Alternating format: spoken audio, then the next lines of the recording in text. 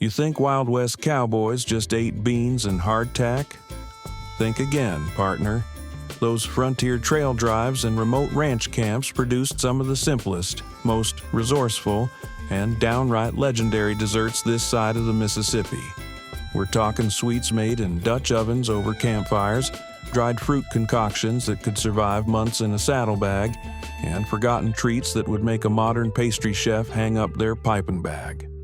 From spotted pup that looked as strange as it sounds, to molasses-based creations that kept cowboys going through brutal winters, these weren't just desserts, they were edible history baked in cast iron across the American frontier. So grab your tin plate and loosen your belt, because we're about to serve up 25 authentic Wild West sweets you never knew cowboys were actually eating. Number 1. Son of a gun in a sack. Let's start with the dessert that had the most colorful name on the frontier, son of a gun in a sack, though cowboys often called it by a more profane version. This was a boiled pudding made with flour, suet, beef fat, dried fruit, molasses, and spices, all mixed together and tied in a flour sack or cloth. The whole bundle was boiled in a pot of water for 3 to 4 hours until firm. The result was a dense, moist, cake-like pudding that sliced cleanly. Cowboys loved it because one sack could feed a dozen men, and the suet provided crucial fat calories during long cattle drives. The dried fruit, usually raisins, prunes, or dried apples, added sweetness without needing sugar. This dessert came from British plum pudding traditions but was adapted for trail cooking. The cloth sack was reused multiple times, and veteran trail cooks kept a designated pudding sack that was never used for anything else.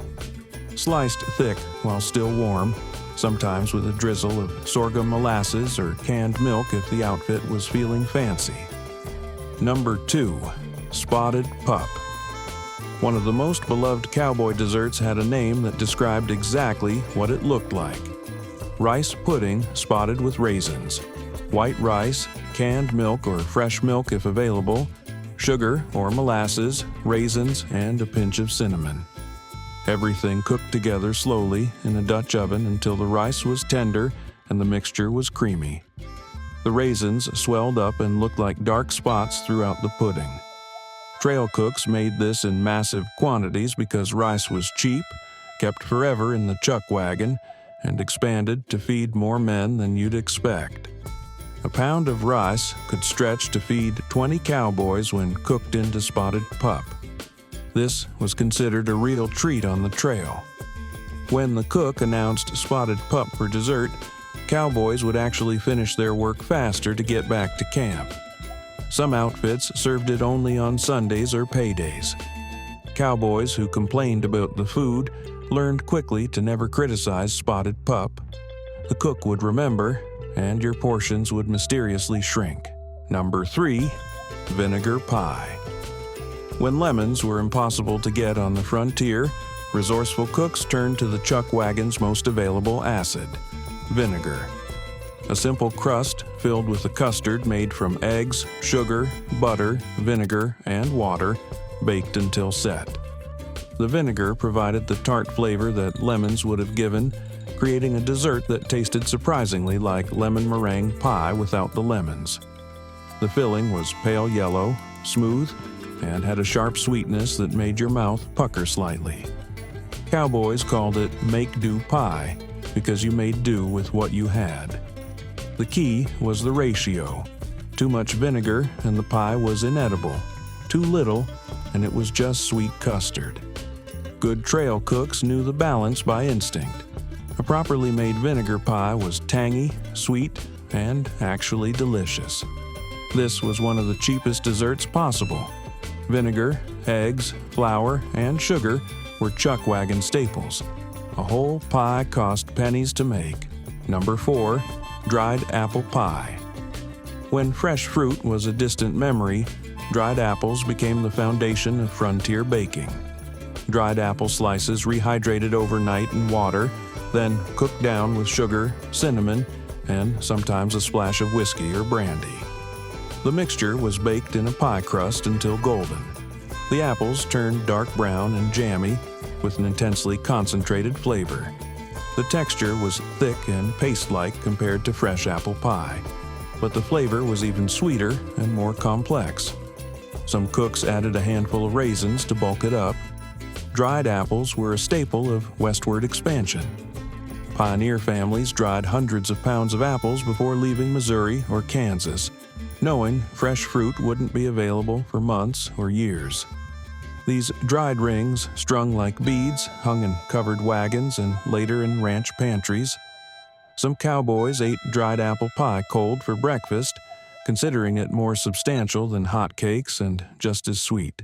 Number 5. Molasses Stack Cake. Named for its construction method, this Appalachian dessert traveled west with settlers and became a special occasion treat. Thin layers of molasses-spiced cake baked separately, then stacked with cooked dried apple butter or prune butter between each layer. The assembled cake sat for at least a day, allowing the layers to soften and melt together.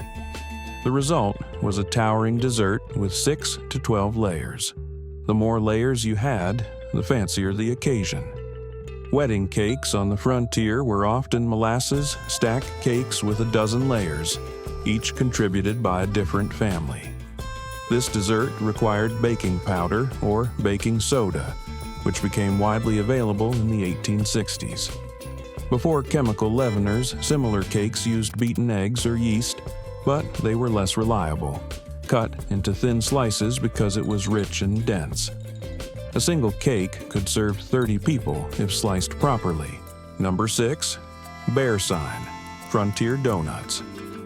Cowboys had a particular obsession with fried dough, which they called bear sign for reasons lost to history. Basic dough made from flour, eggs, sugar, baking powder, and milk, rolled out and cut into rings, then fried in beef tallow or lard until golden brown. Dusted with sugar while still hot, or glazed with a mixture of sugar and water. The name bear sign supposedly came from the fact that the donuts were as rare and exciting as spotting bear tracks on the trail. When a cook made bear sign, word spread through camp faster than news of a stampede. Frying required a large amount of fat heated to dangerous temperatures over an open fire. Trail cooks earned their respect managing hot grease in cast iron pots, while cowboys crowded around hoping for fresh donuts. The German settlers who moved west brought their Fasnacht fried pastries, which evolved into cowboy bear sign. By the 1880s, every ranch cook had their own bear sign recipe. Number 7. Sourdough Biscuit Pudding. Nothing was wasted on the frontier, especially not day-old sourdough biscuits. Leftover sourdough biscuits crumbled into a Dutch oven, covered with sweetened milk, dried fruit, and spices, then baked until the top formed a golden crust. The bottom stayed soft and custardy, while the top crisped up. The sourdough tang balanced the sweetness perfectly, and the texture was somewhere between bread pudding and cobbler. Cowboys called it belly wash because it was so filling.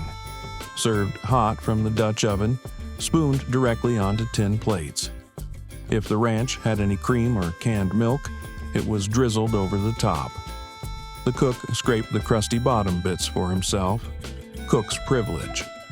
This dessert exemplified frontier resourcefulness. Day-old biscuits that would have been too hard to eat were transformed into a dessert cowboys would fight over. Number 8. Lick Molasses Candy. When candy stores were hundreds of miles away, cowboys made their own from the most available sweetener, molasses. Sorghum molasses or blackstrap molasses boiled down until it reached the hard crack stage, then poured into a greased tin to cool and harden. Once solid, it was cracked into irregular pieces that cowboys could suck on for hours. The candy was dark brown, almost black, with an intense bittersweet flavor. It was hard enough to break teeth if you bit down wrong, so the technique was to let it slowly dissolve in your mouth. Cowboys carried lick in their pockets during long rides. It provided quick energy, satisfied sweet cravings, and helped pass the time during tedious cattle watching. Some added butter to the boiling molasses to make it slightly softer. Trail bosses sometimes used lick as payment bonuses. A handful of molasses candy was worth an extra $1 in a cowboy's eyes. Number 9. Cobbler, trail style. The frontier version of cobbler was simpler than the fancy southern versions, but it fed hungry cowboys by the dozens. Any available fruit, fresh, canned, or dried, cooked down with sugar in a Dutch oven, then topped with drop biscuit dough and baked until the biscuit topping was golden. Peaches, apples, berries, or even wild plums all worked. The beauty of trail cobbler was its flexibility. Too much fruit? Add more biscuit dough. Too little fruit? Stretch it with extra sugar and water. The biscuit topping soaked up the fruit juices and became sweet and tender. Dutch ovens made cobbler possible on the open range. Coals underneath and coals piled on top created an oven effect that baked the dessert evenly. Skilled cooks could maintain perfect temperature just by adjusting the coals, served in tin bowls, eaten with spoons.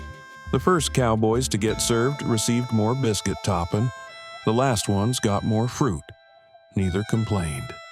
Number 10. Poor man's pudding. The name was honest. This was poverty cooking at its finest, but it tasted better than it had any right to. Stale bread torn into pieces, layered in a pan with brown sugar, cinnamon, and dots of butter, then covered with hot water or milk and baked until the liquid was absorbed. The result was a sweet, soft, pudding-like dessert.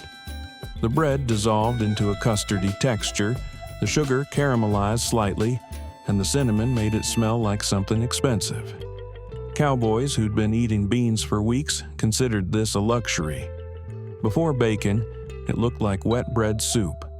After baking, it transformed into something that resembled actual pudding.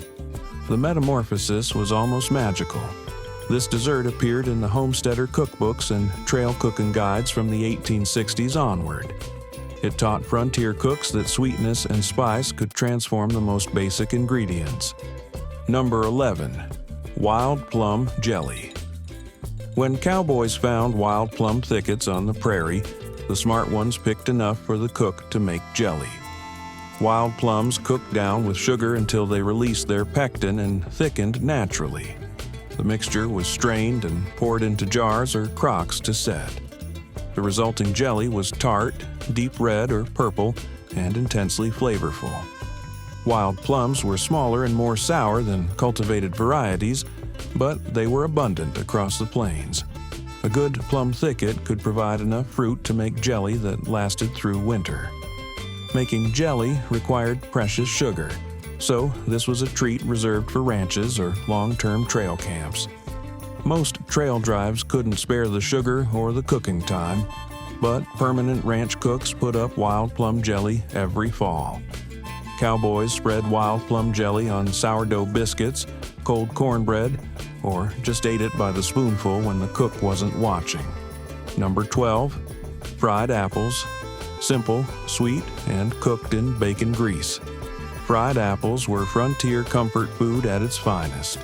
Dried apples rehydrated and fried in bacon fat with brown sugar and cinnamon until caramelized. The bacon fat added a savory richness that balanced the sweet apples, creating a complex flavor that made cowboys scrape their plates clean. Some cooks left the apples in rings, others chopped them smaller.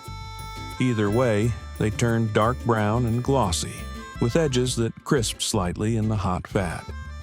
This was technically a side dish, often served with breakfast alongside salt pork and biscuits. But cowboys ate it as dessert, sometimes sopping up the sweet bacon apple syrup with leftover biscuits. Montana ranch cooks added a splash of whiskey during cooking, creating a boozy version that was reserved for Saturday nights and special occasions. Number 13. Rice fritters. When leftover rice needed using up, trail cooks transformed it into crispy, sweet fritters. Cooked rice mixed with egg, flour, sugar, and cinnamon formed into small patties and fried in lard until golden and crispy on the outside. tender on the inside. Dusted with sugar or drizzled with molasses while still hot. The exterior fried up crunchy while the interior stayed soft and rice-studded. Each bite had textural contrast that made them addictive. Cowboys ate them with their hands, burning their fingers in their eagerness. The batter looked unpromising, lumpy, sticky, and gray. But once fried, the fritters turned beautiful golden brown and smelled like cinnamon heaven. This dessert shows Asian influence on Western cooking. Chinese railroad workers and camp cooks brought rice cooking expertise to the frontier, and their techniques influenced cowboy cuisine more than most people realize. Number 14. Sugar cookies, trail version. Frontier sugar cookies bore little resemblance to the delicate versions we know today. They were built to survive. Flour, sugar, butter or lard, eggs, and baking powder mixed into a stiff dough, rolled thick, and cut into rounds. Baked until firm and golden, these cookies were dry and crunchy, designed to last for weeks in a cowboy's saddlebag without crumbling or spoiling. They weren't fancy, but they were portable sweetness that could survive being sat on, rained on, and jostled for hundreds of miles. Cowboys dunked them in coffee to soften them. A batch of sugar cookies was cheap to make, but time-consuming. So cooks usually made them during rest days or when the outfit was camped near a ranch with a proper oven. Ranch cooks who could produce consistently good sugar cookies were valued employees. Cowboys remembered good cookies for years. Number 15. Prune Pie. Before you wrinkle your nose, understand that cowboys considered prune pie a delicacy. Dried prunes cooked down with sugar, cinnamon, and a touch of vinegar or lemon juice until thick and jammy. Baked in a pie crust, sometimes with a lattice top. The filling was dark, sweet, and surprisingly complex in flavor. Prunes were valued on the frontier for their medicinal properties. They kept cowboys regular during diets heavy in meat and beans.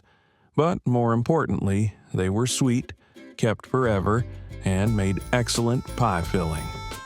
Prune pie appears in trail cooking memoirs and ranch cookbooks throughout the late 1800s. It was considered proper dessert for Sunday dinner or when the ranch owner entertained guests. Some cooks added a splash of whiskey or brandy to the prune filling, creating a more sophisticated dessert that impressed visiting cattle buyers. Number 16. Hardtack pudding. Hardtack was the worst food on the frontier, unless you transformed it into pudding. Hardtack, broken into pieces and soaked overnight in milk or water to soften. The soaked pieces were drained, mixed with eggs, sugar, dried fruit, and spices, then baked until set. The hardtack dissolved into the custard, creating texture similar to bread pudding. Hardtack was so notoriously awful that cowboys claimed it could stop bullets or serve as building material. But soaked and baked into pudding, it became edible, even pleasant. This recipe came from naval cooking, where sailors had been making similar desserts for centuries. It migrated to the frontier via Civil War veterans who'd learned to tolerate hardtack. Trail cooks who could make hardtack palatable earned legendary status. Cowboys swapped stories about cooks who could make shoe leather taste like cake. Number 17. Honey biscuits. When sugar was scarce, but wild bees were abundant, honey became the frontier's premium sweetener. Standard sourdough or baking powder biscuits with honey added to the dough and brushed on top before baking. The honey caramelized slightly during baking, creating a golden, sticky glaze. The biscuits were sweet enough to serve as dessert, but substantial enough to fill you up. Cowboys near settlements would trade for honey from local beekeepers, or brave cowboys would rob wild beehives themselves, risking stings for that liquid gold. Honey was expensive and precious. A jar of wild honey might cost a full day's wages. So, honey biscuits were special occasion food, served for birthdays, holidays, or when the trail boss was feeling generous. In Texas, they called them sweet biscuits. In Montana, honey cakes, and in California, bee bread. Number 18. Raisin Rice Cakes. These weren't the puffed rice cakes of modern health food stores. These were dense, sweet, portable desserts. Cooked rice mixed with raisins, eggs, sugar, and flour formed into patties and baked until firm. Once cooled, they could be wrapped individually and carried in saddlebags for days. They were essentially rice-based cookies that provided energy and sweetness on the trail. The texture was chewy and dense. The raisins provided sweetness, and the rice made them filling. Cowboys ate them during long rides between meals. The portability factor made these valuable. Fresh desserts had to be eaten immediately, but raisin rice cakes could last a week or more if kept dry. Chuck wagon cooks who planned ahead would make dozens of raisin rice cakes before a long trail drive, ensuring the Cowboys had portable sweets throughout the journey. Number 19. Molasses Cake. The most common cake on the frontier was dark, dense, and deeply flavored with molasses. Flour, molasses, butter or lard, eggs, baking soda, ginger, cinnamon, and cloves mixed into a thick batter and baked in a Dutch oven or pan. The cake was dark brown, moist, and intensely spiced. It kept well for days without refrigeration. The strong spices helped preserve the cake and masked any off flavors from rancid fat or old flour. This was practical baking at its finest, designed to taste good and last long. Frontier molasses was darker and more bitter than modern versions, giving these cakes a more intense, almost burnt sugar flavor that modern bakers find surprising. Served plain or with butter spread on top while still warm. Fancy ranches might have whipped cream on special occasions. Number 20. Dewberry Cobbler. When Cowboys found dewberry patches during spring drives, the evening dessert was predetermined. Fresh dewberries, wild blackberries that grow low to the ground, cooked with sugar and topped with biscuit dough, baked in a Dutch oven. The berries were smaller and more tart than cultivated blackberries, with an intense, complex flavor. Picking dewberries meant thorns, scratches, and chigger bites, but Cowboys considered it worth the effort. A good dewberry patch could provide enough berries for cobbler that fed 20 men. Foraging for wild berries connected Cowboys to the land they traveled. Finding dewberries meant temporary camp would be made, giving everyone a rare rest and a treat. Some cooks added a handful of wild mint leaves to the berries before baking, creating an unexpectedly sophisticated flavor combination. Number 21. Sweet Potato Pie. In the Southern Territories and Texas, sweet potatoes were abundant and made excellent pie filling. Baked and mashed sweet potatoes mixed with eggs, sugar or molasses, milk, butter, cinnamon, nutmeg, and sometimes a splash of whiskey. Baked in a pie crust until set. The filling was bright orange, smooth, and intensely sweet.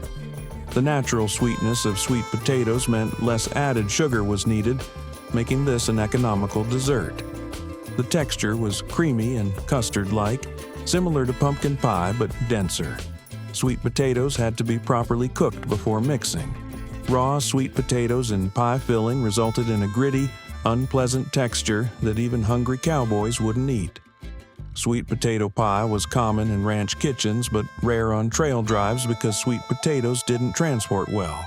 They bruised easily and spoiled quickly without proper storage. Number 22. Bread pudding with whiskey sauce. The ultimate use for stale bread, elevated to special occasion status with the addition of spirits.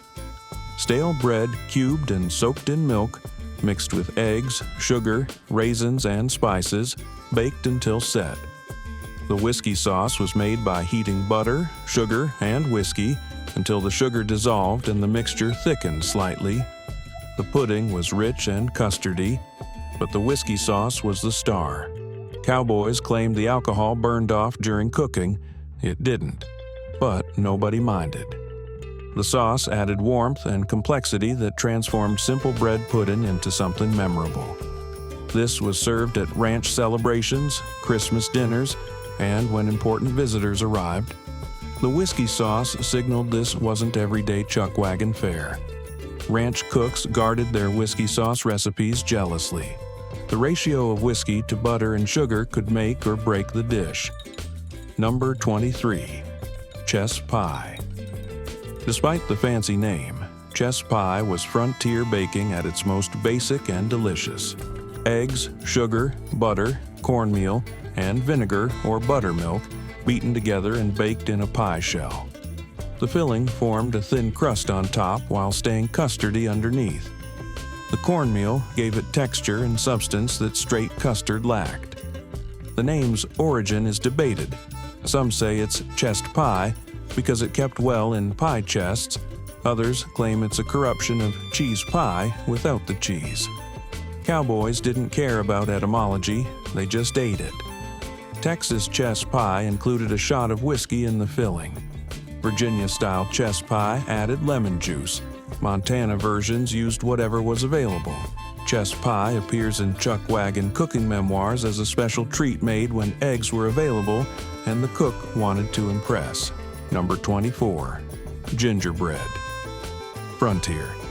Gingerbread was darker, denser, and more intensely spiced than modern versions.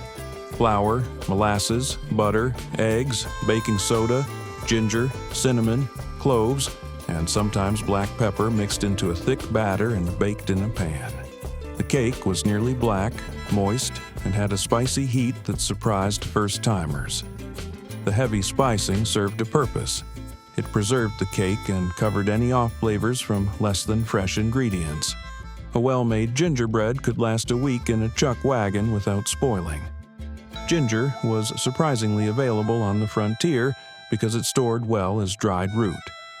Traveling merchants and general stores stocked it alongside cinnamon and cloves, served warm with butter melting on top, or cold and wrapped for carrying.